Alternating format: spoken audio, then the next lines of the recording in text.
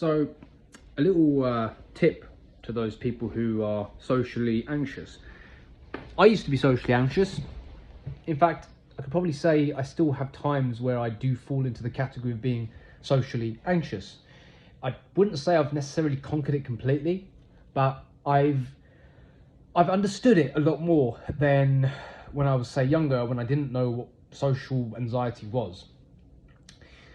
So, not even just social anxiety, I think lots of problems in the common human condition, and this is from studying psychology and it's from reading a lot, and I currently work in the mental health field, so I gain an insight into the human condition, which is something that I've been really desperately desiring for so long now.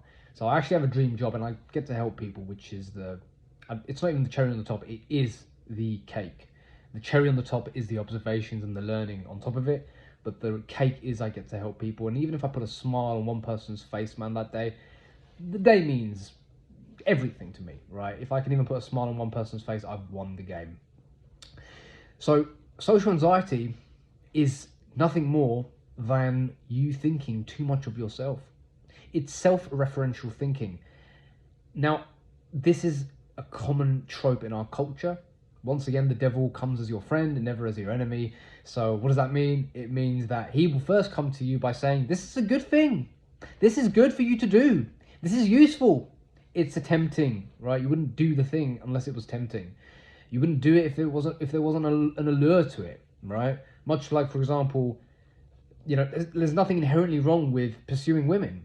There's nothing wrong with inherently seeing someone that you like and wanting to pursue a relationship with that person, right? There's nothing inherently wrong with that.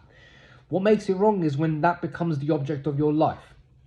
What makes it wrong is when that becomes the thing that you think about more than anything else, particularly more than doing good deeds, more than showing grace and humility, more than doing what's right in your life, which is the present moment, which is your tasks, which is your mission, your purpose, your goal, your family, whatever it is, your business, your craft, whatever your goal or mission is. When that gets overtaken by the pursuit of a lady, which again, look, I'm a man, there is nothing more in the world that I would like than to have a wholesome and meaningful relationship with a member of the opposite sex. There is nothing more than that I would like than that.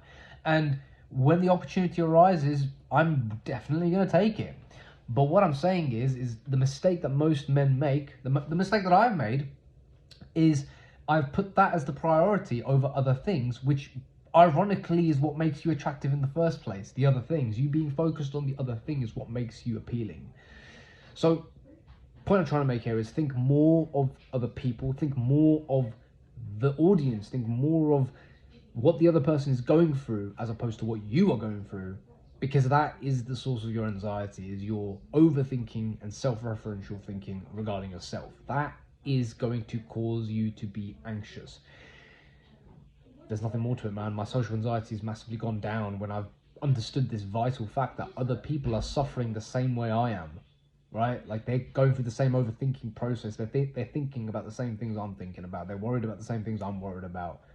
They're having the same issues that I'm having. It gives me a lot of hope, and it gives me almost a kind of feeling that I can alleviate them from that burden by being the person who initiates, aka being a leader. Try it for a day. Just pay attention to somebody else as opposed to yourself and see what happens. See the difference in your tone, in your vocabulary, in your delivery, in your ability to maintain presence will be vitally different.